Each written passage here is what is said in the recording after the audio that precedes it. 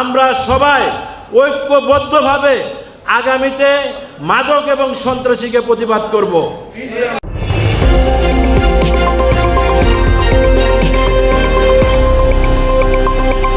আমি আপনাদেরকে আমার বুকে হাত দিয়ে আমি বলতে চাই, যদি আমার এই মাদক সন্ত্রাস নির্মূল করতে যেয়ে আমার যদি মৃত্যুবরণ করতে হয় আমি সেটা করব, কিন্তু আপনাদের আমার পাশে থাকতে হবে।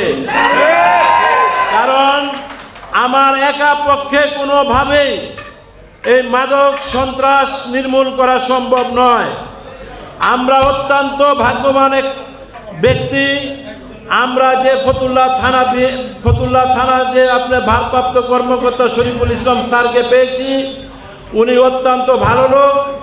আমি সর্বোপরি ওনার সাথে এই অঞ্চলের আইন শৃঙ্খলার ব্যাপার নিয়ে আমার মনে হয় রাত্রে 2টা-3টা বাজেও আমি ওনাকে ফোন দিই, উনি আমাকে বলেন ভাই আপনি এখনও জেগে আছেন।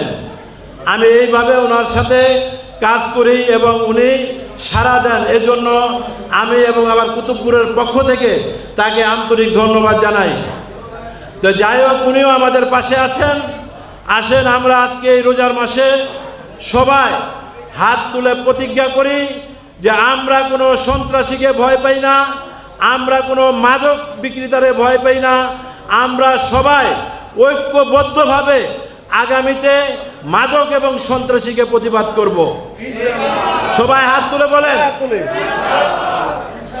এই রোজার মাসে কোনো ওয়াদা করলেন, এটা মনে রাখবেন, যদি কেউ এখান থেকে সরেন তাহলে তার বিচার উপরে আল্লাহ করবে। আমি তো একটি কথা আপনাদের বলেছি যে আমাদের ভিতরে ঐক্য নেই।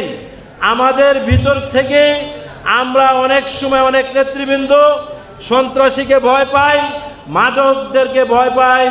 অনেকে বলে মাদক সিন্ডিকেট অনেক বড়, তাদের বিরুদ্ধে কথা বললে মেরে ফেলবে। এমন কিছু আপনার কুতুবপুরে তৈরি হয় নাই এখনো। ইনশাআল্লাহ আপনাদের দোয়ায় আমরা আপনাদের পাশে আছিলাম, আপনাদের পাশে থাকবো।